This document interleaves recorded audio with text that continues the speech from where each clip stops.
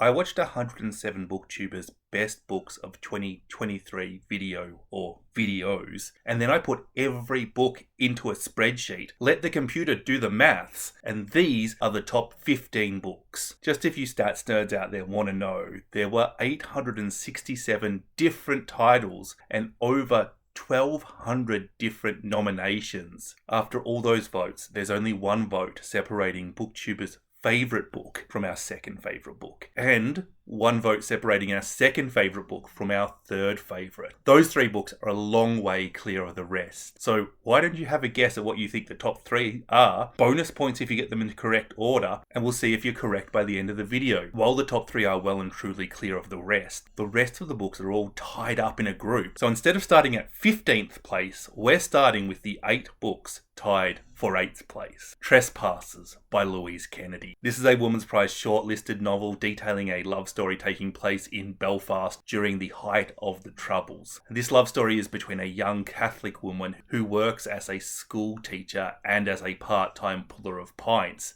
and a married Protestant barrister. I've read this book. I thought it was good. I'm not too surprised to see it on this list. It is quite slow to begin with, and I think that divides readers and makes it a little bit of a love or a hate novel. But if you like character portraits in a dark and miserable setting and you aren't put off by a slow beginning, this is the perfect novel for you. Also in 8th place is The New Life by Tom Crewe, winner of the Orwell Prize for Political Fiction. This is a historical fiction set in the late Victorian era about two men seeking to publish a book about sexual inverts, or as they're known today, homosexuals. Told with the Oscar Wilde trial happening in the background, this novel just provides a lot of examples and discussion around the lives of gay men, gay women, and the people they lived with and the people they loved in Victorian London. And it also details the impacts the prejudice against them have on them and those around them. I've read this, I thought it was fantastic, but I'm actually a little surprised to see it here. I feel like it was a real underhyped book. Everybody was discussing it for about 2 or 3 weeks, and then we were all on to the next big book, and I felt it got a little bit forgotten.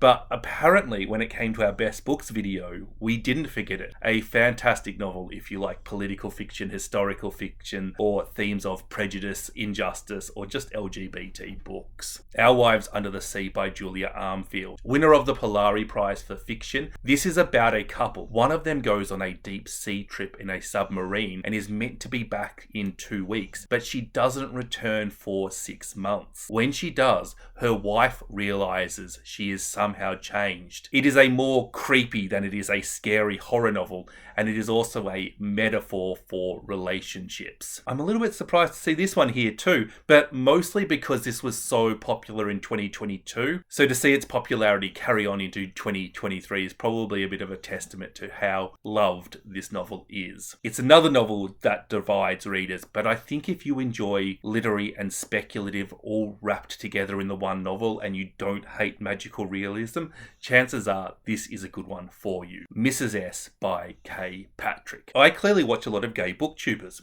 That's because queer people tend to be frequently awesome. Mrs. S was the Observer's best debut novel of the year, and K. Patrick was selected as one of Granta's best young British novelists. This is a queer romance in a boarding school between the headmaster's wife and a new awkward teacher who is a bit of an outsider, lacks confidence, and is trying to find their place in the world. Meanwhile, Mrs. S is a bit of the opposite. 20 years older, she is confident and assured. Personally, I thought this novel was great, but I didn't expect to see it resonate so successfully with so many queer people. Great for readers who enjoy themes of identity, fitting in, friendship and sexuality. Also, very clearly a book for the bookish LGBT community. I Who Have Never Known Men by Jacqueline Harpman, translated from French by Ros Schwartz. This is one of only 2 translated novels on the list, and it's one of only 2 books not published in 2022 or 2023. 39 women and 1 child, a girl, are locked in a cage underground. They don't know why they're there. They don't know who did it. They don't know what the plan is. All they know is that they get 2 meals and not a lot else. People don't agree on if this book is science fiction, a philosophical treatment, a dystopian warning, feminist literature, an LGBT novel, or literary fiction. Honestly, I think everybody is correct. There is truly something for almost every reader in this book. I'm both surprised and unsurprised to see this book on the list. The book is fantastic, but the English version was published 6 years ago. The French, or rather Belgian version, was published in 1995. BookTube has really started to take notice of this book, and it's really nice to see a book like this explode out of nowhere, especially when it's so good and just really got missed when it came out. I read this very recently as part of my Patreon book club. We had a fantastic conversation. I was joined by a bunch of super intelligent women who had all sorts of different ideas that never occurred to me when I was reading this book. If you'd like to support this channel and read the occasional book with me as well as some super awesome people, why not consider signing up? Foster by Claire Keegan. Speaking of books gaining popularity out of nowhere, Foster was published all the way back in 2010, but because Small Things Like These was so popular in 2022, people have been looking up Claire Keegan's backlist. This is a novella set in rural Ireland about a girl who is sent to live with her relatives and is transformed with their kindness. I'm very surprised to see this book on the list. Keegan is super talented. This novel is both sad and lovely, but she has a new book out. Her last book is still very popular, and I just would have thought one of those 2 books would have done much better than Foster. If you like efficient writing that doesn't feel rushed and expresses the full range of emotions, try Claire Keegan. Boulder by Eva Baltasar, translated from Catalan by Julia Sanches. Shortlisted for the International Booker Prize, this is a novel about 2 women in a relationship, one of who wants a child. The novel is navigating the complexities of that relationship,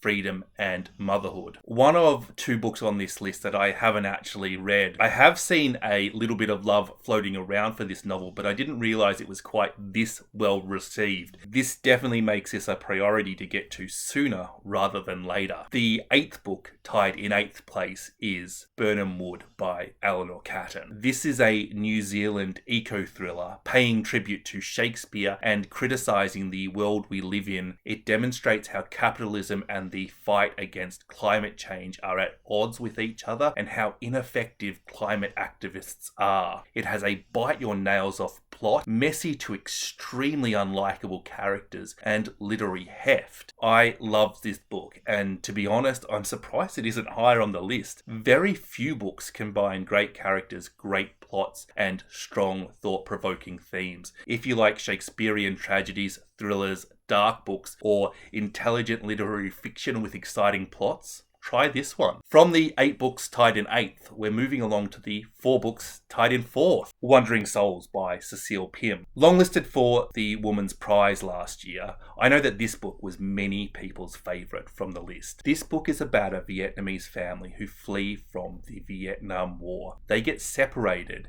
and end up in the UK and must deal with the grief of those they have lost upon the way. Cecil Pym is so talented, I don't think it's a surprise to see Wandering Souls so high on this list. I had a little bit of difficulties with the constant change in narrator and the time jumps. That wasn't enough to prevent me from really enjoying this novel, but it has upset some readers. And I think if you like sad and emotional books, themes around race, immigration, which is a very politically relevant topic at the moment, and learning about other cultures, this is for you. The Secrets of Hartwood Hall by Katie Lumsden, a historical fiction set in Victorian England and paying tribute to the Brontes, about a recently widowed woman who takes up employment as a governess and finds herself employed in a house with a mystery. Most of you will be familiar with Katie's booktube channel, Books and Things.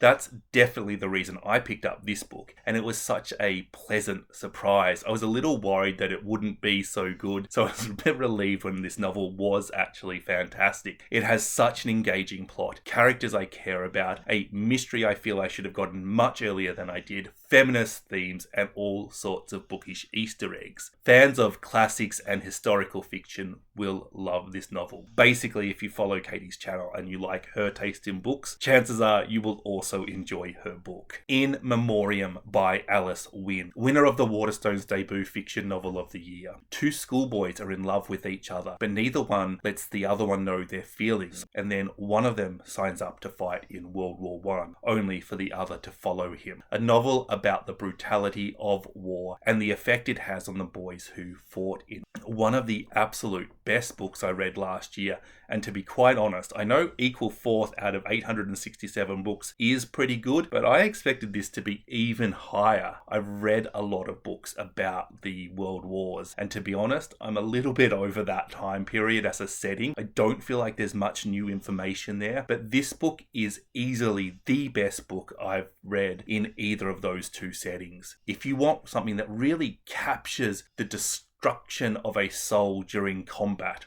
read this book. There is one more book tied for fourth place, and if when I started collecting data, somebody had told me RF Kuang would be on this list, I would have said, yeah, that makes sense. Yellowface was really popular. But this is the biggest surprise on the list for me. Babel. A historical fantasy epic that explores student revolution, colonial resistance, and the use of translation as a tool of empire in an alternate reality 1830s England. This novel won the 2022 Nebula Award for Best Novel and was also named Blackwell's Book of the Year for Fiction in 2022. I've not read this, and I'm so surprised to see a fantasy novel on this list. I created this list using the booktubers I subscribe to. I watch people with similar tastes to me. I know a lot of people who enjoy literary and historical fiction also read fantasy. I think this really points out the strength of this novel, that it makes this list despite being at such a disadvantage by my selection of booktubers. It's probably worth noting as well that two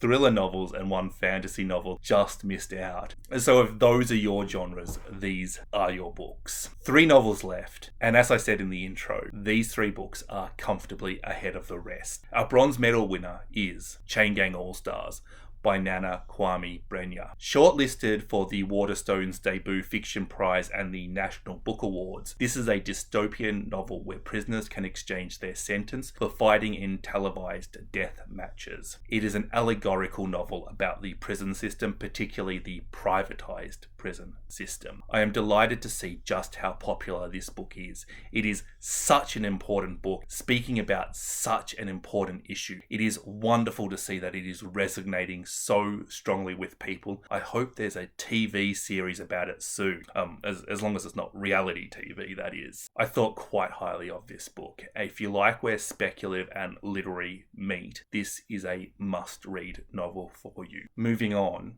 our silver medal winner is The Bee Sting by Paul Murray. Shortlisted for the Booker Prize, shortlisted for the Writers' Prize, and winner of the Novel of the Year at the Irish Book Awards. This book has prestige. Set in the 2008 credit crunch in Ireland, somebody described this book to me as 500 pages of family saga followed by 150 pages of literary thriller.